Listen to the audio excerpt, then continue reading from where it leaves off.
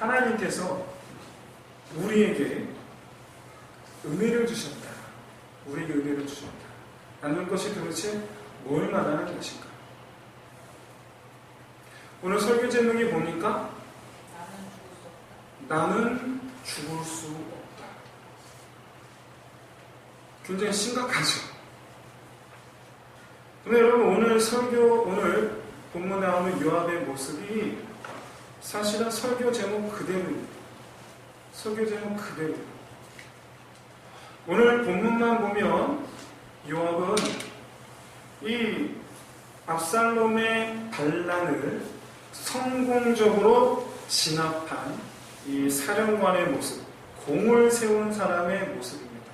그리고 더 나아가서 다윗에게 꼭 필요한 충언을 한 충신의 모습입니다.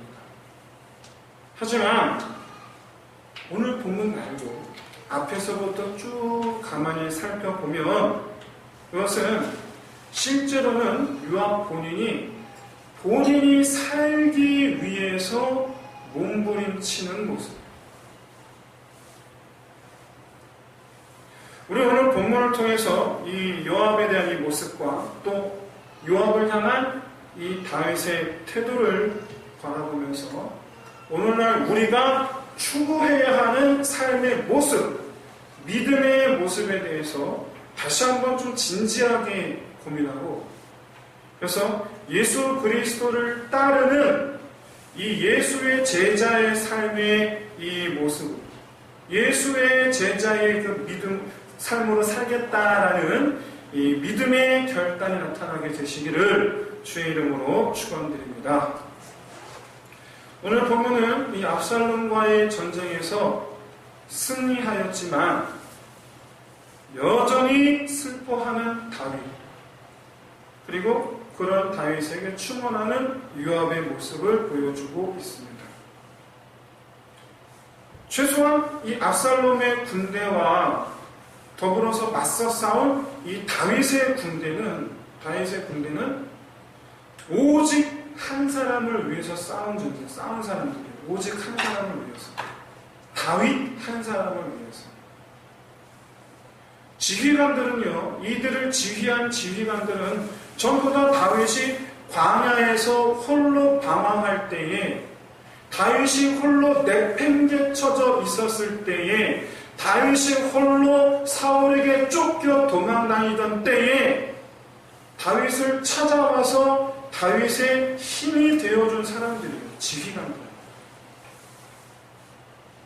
그리고 병사들은 다윗이 이스라엘을 다스리는 동안 다윗을 진심으로 존경하고 다윗이야말로 하나님께서 세우신 우리 이 이스라엘의 왕이다. 그래서 진심으로 다윗을 존경하는 백성들이에요. 이들은 최소한 다윗이 나이 들어서 죽기 전까지는 이스라엘의 왕은 오직 다윗뿐이다 라고 생각하는 사람들이에요. 비록 압살롬이 다윗의 친아들이지만, 그리고 다윗의 아들들 가운데에 가장 첫째 맞이, 정통성 있는 차기 왕으로서 정통성 있는 왕자이긴 했지만, 그래도 그들은 다윗을 사랑하는 사람으로서, 다윗을 존경하는 사람으로서 오직 다윗을 위해서 압살롬의 군대와 더불어 싸운 사람들이에요. 승리했어요. 이겼어요. 기뻐하면서 돌아옵니다. 승전가를 부르면서 돌아옵니다. 우리 왕이 기뻐하시리로다. 우리 왕이 기뻐하시리로다. 기뻐하며 승전가를 부르며 돌아옵니다. 그런데 돌아와서 보니까 왕이 울고 있어요. 가슴을 치면서 통곡을 하고 있어요.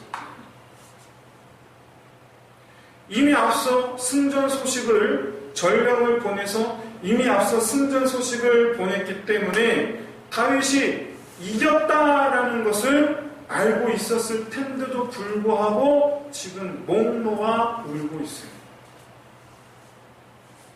그러니 승리한 군대가 왕이 울고 있으니 마치 장례식 행렬 마냥 조용히 들어오는 거예요. 이겼는데도 불구하고 조용히 들어오는 거예요. 왜냐하면 다윗이 왜 우는지를 알고 있었기 때문에. 왜 우는지. 그렇게 승리한 군대가 우울하게 들어옵니다. 이런 상황을 요압이 그냥 두고 보지 않았죠.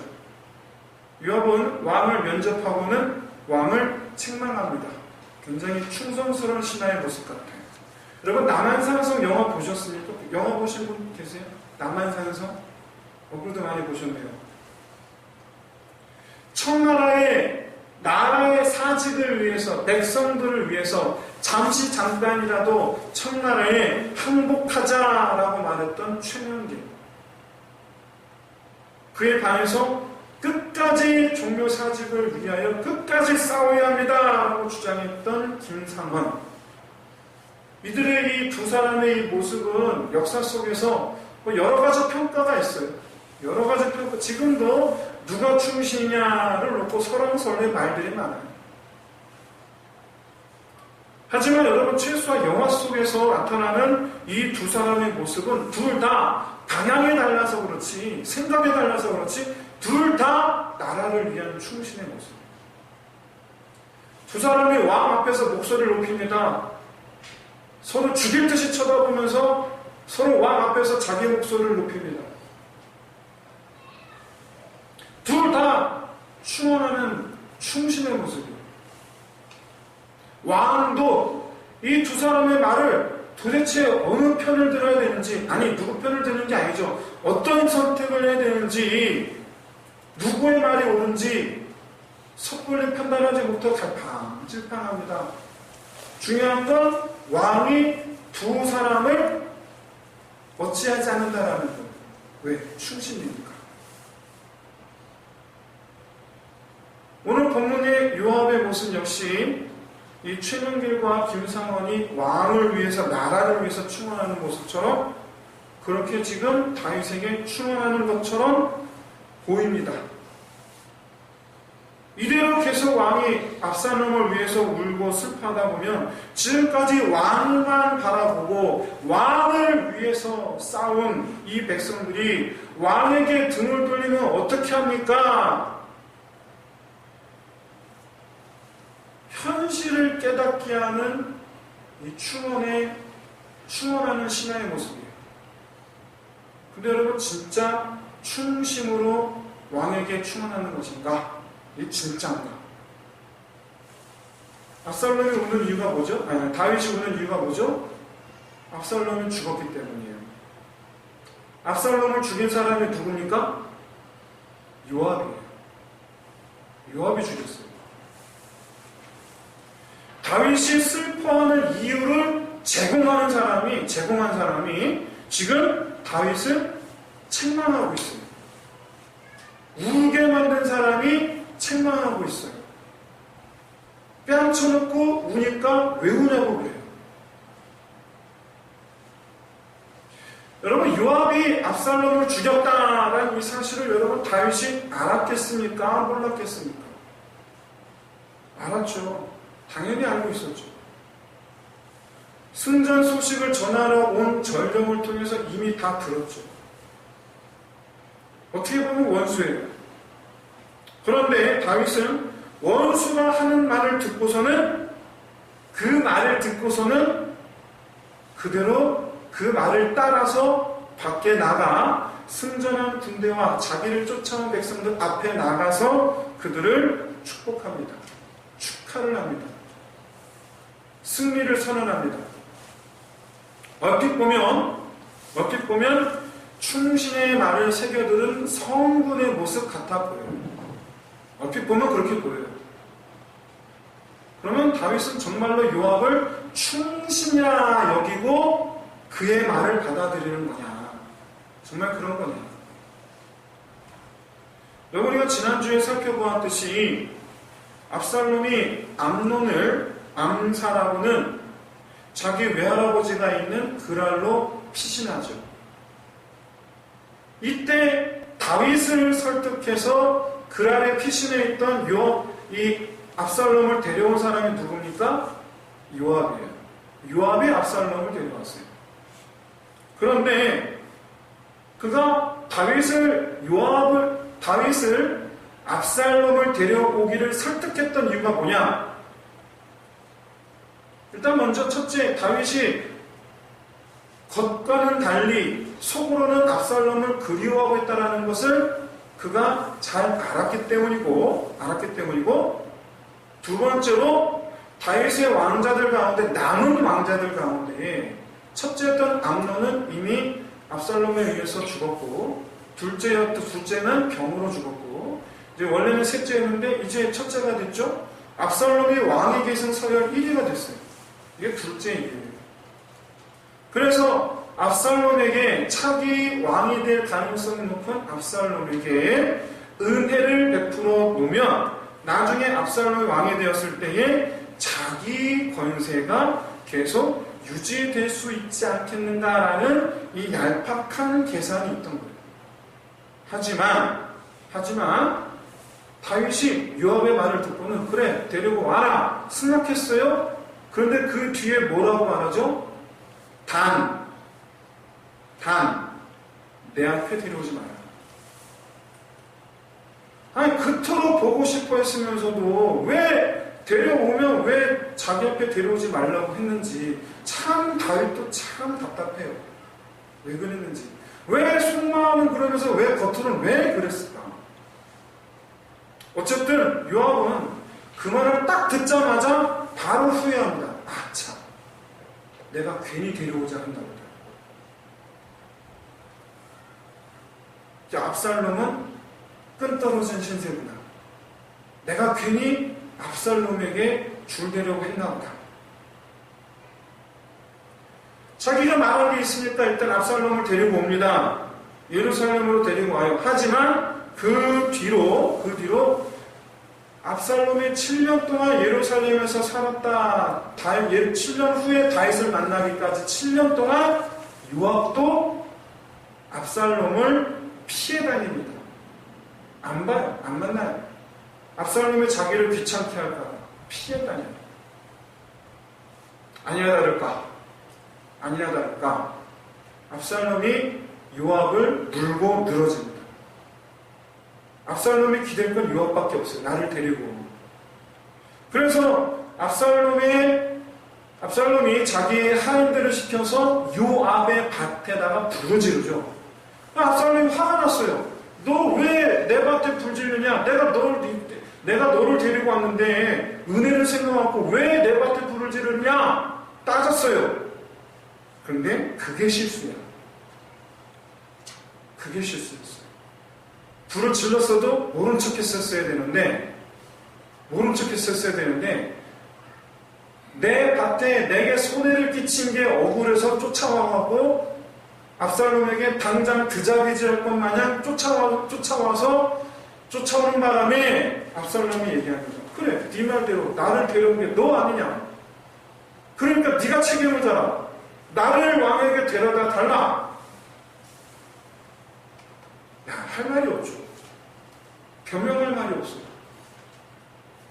아무 말도 못하고 압살롬의 요구대로 다윗 왕과의 만남을 주선을 합니다. 근데 이게 실수죠. 압살롬의 다윗 왕과의 만남은 제1왕자의 지위가 회복되었다는 것을 공식화하는 일이라는 거예요. 설마하니 여러분 압살롬이 그렇게 해서 반란을 획책하려고는 전혀 상상도 못했죠. 즉 요압은 압살롬의 반역을 도운 사람이 된 거예요. 사실상 4년 이후에 압살롬이 드디어 잘 준비합니다. 자기 말과 병거를 잘 준비해요. 그리고 나서 이렇게 왕을 속여서 백성들을 모아서 드디어 반란 쿠데타를 선언합니다. 그러면서 이제 다윗이 쫓겨나요. 쫓겨난 다음에 백성들이 소식을 듣고 다윗에게 몰려듭니다. 그래서 몰려온 다윗의 이 군대 다시 전열을 재정비해서 이제 반격을 준비하는데 사무엘하 18장 2절을 보십시오. 다윗은 이때 요압과 아비새와 이때 세 사람을 반란을 진압하는 사령관으로 임명합니다. 이렇게 세 갈래로 세 팀으로 나눠서 호위하는 전략을 쓴 거예요. 요압을 반란을 도운 자로 다윗이 생각하지 않았다라는 거예요. 다윗이 왕이 여러분 사무엘하 18장 5절을 보세요. 이들을 모아놓고 다윗이 부탁을 합니다. 이 세 명의 사령관들을 모아놓고 뭐라고 부탁을 하느냐? 압살롬은 살려달라. 모든 군대를 다 모아놓고 이 세 명의 사령관에게 부탁했을 뿐만 아니라 모든 군대를 다 모아놓고 부탁합니다. 제발 압살롬만큼은 살려달라. 여러분, 다윗이 이 부탁을 사실상 누구에게 한 것 같습니까? 이 부탁을 사실상 지금 누구에게 하고 있는 것 같아요? 사실 저는 제 개인적인 생각으로는 세 명의 사령관과 모든 군대에게 말했지만 사실은 누구 들으라고 말한 것이냐면 요압 들으라고 말한 거라고 저는 생각해요. 요압 들으라고. 왜냐하면 지금까지 압살롬과의 관계에 다리를 놓아준 게 요압이잖아요. 다윗이 왕입니다. 왕으로서 정치적인 이런 관계들을 모르겠어요? 요압이 코너에 몰려있다는 사실을 다윗이 몰랐겠어요? 알죠? 요압에게 던지는 메시지는 이거예요. 요압을 사령관으로 앉혀놓고 그를 살려달라, 압살롬을 살려달라 라고 말하는 것은 여기에 숨겨진 다윗이 요압에게 전하는 숨겨진 메시지는 내가 너한테 책임 묻지 않겠다. 지금까지 그랬던 것처럼 압살롬과 나 사이에 네가 다리를 놓아달라. 너한테 책임 묻지 않겠다.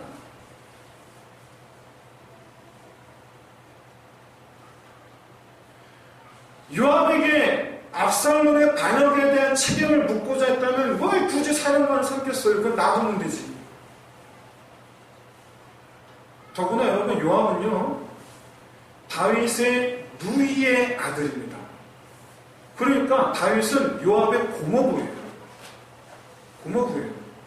즉 압살롬하고 요압은 고종사촌 외사촌이에요. 사촌지간이에요.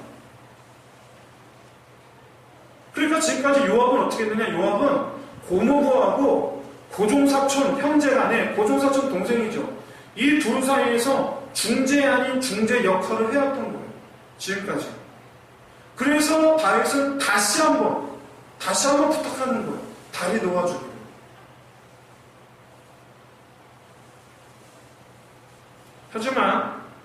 하지만 요압은요 탐스러운 머리카락 때문에 아름답다 소리를 들었던 압살롬입니다. 그런데 하필 노새를 타고 도망가다가 휘날리는 그 탐스러운 아름다운 머리가 나무까지 걸려버렸어요. 그래서 대롱대롱 나무에 매달려버렸어요. 노새는 도망가고 꼼짝도 못해. 풀 수도 없어. 손이 안 가. 그 긴 머리가 나무까지 걸리는 바람에 손이 안 가. 풀 수가 없어.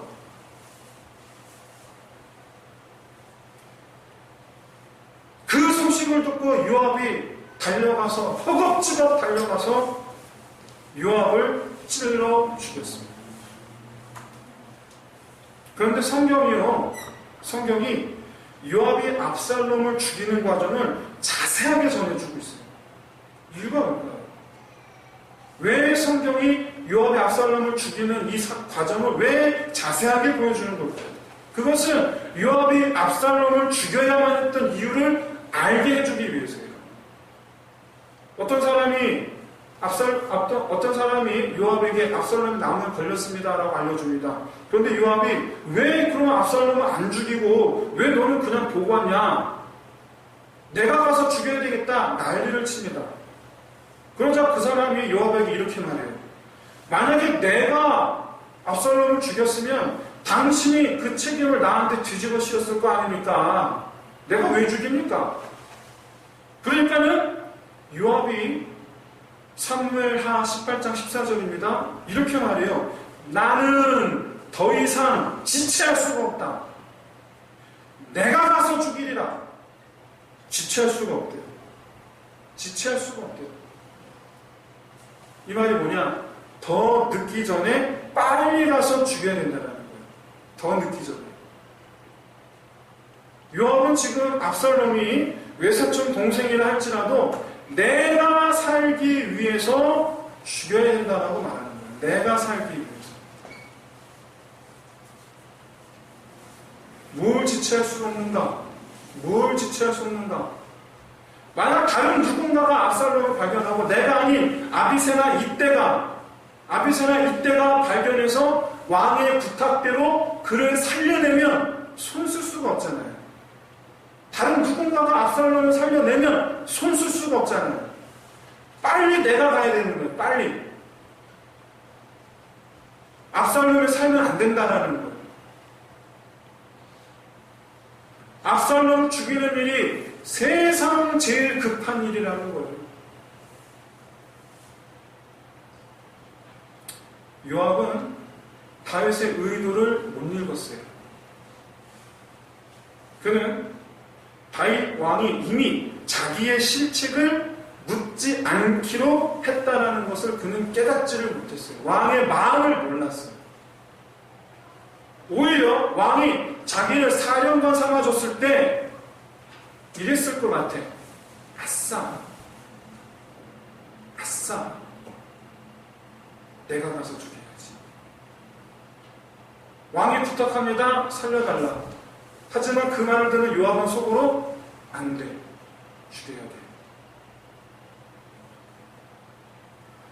왕이 자기를 사령관 삼아준 것을 오히려 좋은 기회를 여긴 거예요. 오히려 좋은 기회. 그리고 그 기회를 놓치지 않아요. 여러분, 정치라는 게 그렇죠. 압살롬의 반역을 조사하다 보면 결정적으로 요압이 책임을 질 수밖에 없어요. 그게 정치. 만약에 자기 손으로 압살롬을 죽이지 않으면 다른 사람의 손에 죽으면 안 돼요.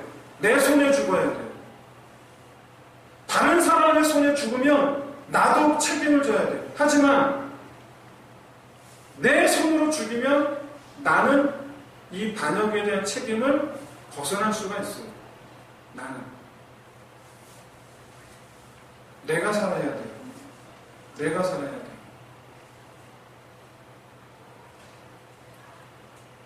여러분, 다윗은 지금 자기를 찾아와서 압살롬의 죽음 때문에 슬퍼하는 것이 옳지 않다라고 말하는 요압에게 어떤 감정을 가졌을까요? 이미 다 알고 있었을 텐데. 요압이 압살롬을 죽인 이유를 알고 있었을 텐데. 뻔뻔하게 와서 말하는 것은, 뻔뻔하게 와서 한다는 말이 백성들이 왕에게서 등을 돌릴 것입니다. 사실은 자기가 죽을까봐 죽여놓았어요. 그런 요압에게 다윗은 도대체 어떤 마음을 가졌을까요? 요압이야 이제 자기 책임이 없으니까 당당하겠죠. 이제 난 이제 책임 없으니까 당당하겠죠. 그렇게 충신의 얼굴로 하고는 충신의 말을 하는 요압. 과연 그를 바라보는 다윗의 마음은 어땠을까? 그런데 말이죠, 성경을 보시면 다윗이 죽는 날까지 요압의 이 지위는 요지부동 흔들림이 없습니다. 다윗이 죽을 때까지 그는 이스라엘 군대의 총사령관으로 있습니다. 다만 다윗 왕이 승하하고 뒤를 이어서 왕이 된 솔로몬에 의해서 처형당하는데 그를 처형하도록 시킨 사람이 바로 누구냐? 다윗이었어요. 반드시 요압에게 죄를 물어 그를 처형시키라.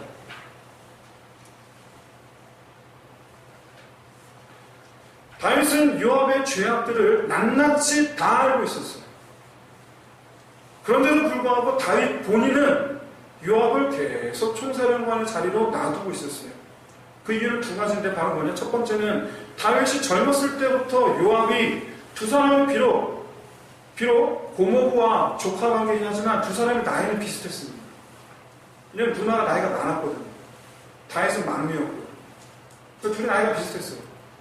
어쨌든 다윗이 젊었을 때부터 요압에게 많은 힘을 받았어요.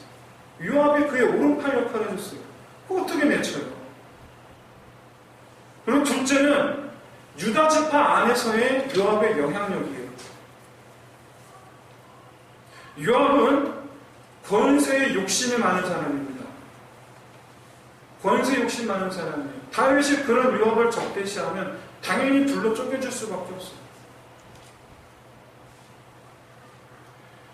다윗이 자기 손으로 요압을 해하려고 하면 사람들로부터 은혜도 모르는 사람 소리 들을 것 뻔하고, 한편으로 사사로이 족하잖아요.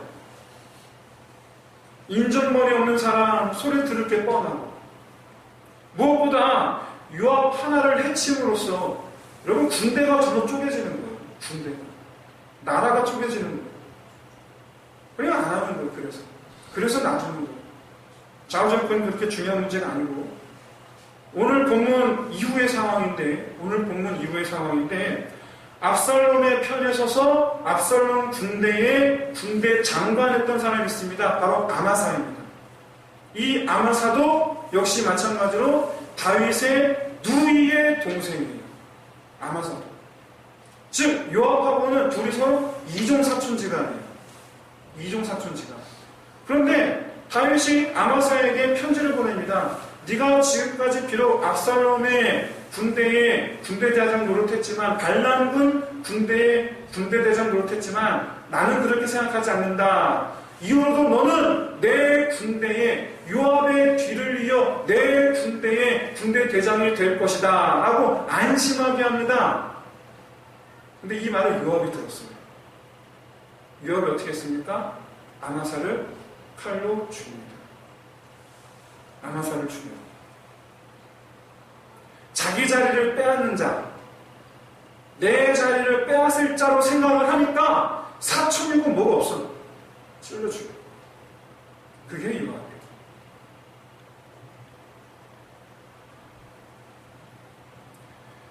다윗이 자기 손으로 이 요압의 죄를 징계하지 못했던 이유는 여러 가지 실제적인 이유가 있었기 때문이라 다윗이 직접 요압을 징계하지 권하지 못했지만, 그는 결국에는 죽기 전에 솔로몬에게 유언으로 반드시 요압에게 죄를 물어서 그를 처형할 것을 주문합니다.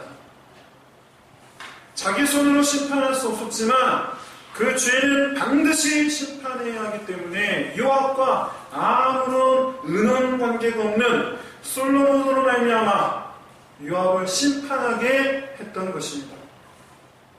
사랑하는 성도 여러분, 하나님의 백성으로 살아간다는 것이 이렇게 어렵습니다. 누구나 다 권세를 바라고, 누구나 다 잘되기를 바라고, 자기가 살기를 바랍니다. 그런데 그렇게 살다 보면 결국 하나님의 심판이 기다리고 있는 거예요. 그러면 어떻게 살아야 되겠습니까? 어떻게 살아야 되겠는가? 이 질문에 대한 답은 바로 다윗의 마음에 있습니다. 비록 다윗은 요압에게 그 어떤 책임도 묻지 않고 압살롬과 화해할 수 있기를 그렇게 바랬는데, 요압은 외사촌 동생이죠. 압살롬 때문에 자기가 죽을까봐, 이종사촌이죠. 아마사 때문에 자기 자리 뺏길까봐 다 죽입니다. 하나님은 우리를 하나님의 백성으로 삼으셔서 우리를 백성으로 부르셔서 우리가 하나님과 다른 사람 사이에 화해의 다리를 놓아주시기를 바라십니다. 예수님은요, 예수님께서 십자가에 못 박혀 죽으셨을 때에 예수님은 십자가에 못 박은 사람들, 그리고 도망간 제자들, 그 누구에게도 예수님은 책임을 묻지 않으셨어요. 오히려 십자가형을 집행한 로마 백인대 대장이 예수님을 믿었어요. 성경에 나와 있지 않아서 알 수는 없지만 만약에 십자가형을 언도한 빌라도나 그것을 주도한 바리새인 제사장 서기관들이나 이들 가운데에 진심으로 회개하고 예수님을 믿는 사람이 있었다면 그 사람은 반드시 구원받는 축복을 누렸을 줄로 믿습니다. 우리가 여러분 이 세상에서 살아가는 동안 욕심 부리지 않고 하나님과 다른 사람들 사이에서 하나님의 은혜를 나타내는 것이 하나님이 우리를 부르신 이유라는 것, 우리를 그 자리에 세우신 이유라는 것을 여러분 깨달으시기를 진심으로 소원합니다. 여러분 우리 인생에서 뭐가 중요합니까? 사도 바울은 갈라디아서 2장 20절에서 이렇게 말씀합니다. 내가 그리스도와 함께 십자가에 못 박혔나니 그런즉 이제는 내가 사는 것이 아니요 오직 내 안에 사는 그리스도께서 사시는 것이라. 내가 사는 것이 아니고 내 안에 계신 예수 그리스도께서 살아 역사하시는 것이 중요한 겁니다. 아마도 요압이 다윗의 마음을 헤어졌더라면 분명 요압은 더 귀하게 쓰임받았을 것이고 압살롬도 살았을 것입니다. 다 살았을 것입니다. 하지만 요압은 다윗의 마음에 귀를 닫고 그저 저 살기 위해서 발버둥 치다가 압살롬도 죽이고 자기도 최후 심판을 받게 됩니다. 그럼 이제 말씀 마치겠습니다. 이 세상에서 살면서 어떤 것에 가치를 두느냐, 여러분 굉장히 중요합니다.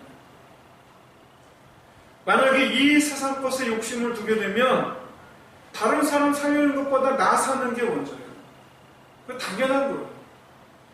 하지만 하나님 나라의 소망을 두게 되면 나 살게 되었으니 다른 사람 살리는 것도 중요해지는 거예요. 여러분 그렇습니다. 우리는 이미 살았습니다. 우리는 이제 하나님 앞에서 영원히 산자 되어서 하나님께서 찾으시는 그 사람을 하나님께로 인도하는 하나님의 오른손 같은 하나님의 동역자들입니다. 그러기 위해서 여러분 하나님의 마음을 잘 헤아리는 것이 먼저예요. 만약에 요압이 자기 권세 위에서 압살롬을 데려온 것이 아니라 자기 왕이 다윗의 마음을 잘 알아서 진심으로 다윗과 압살롬 사이를 화해시키기 위해서 그를 데려온 것이라면 여러분 다윗과 압살롬 그리고 요압 이들의 인생의 결과가 어떻게 됐겠습니까? 달라졌겠죠.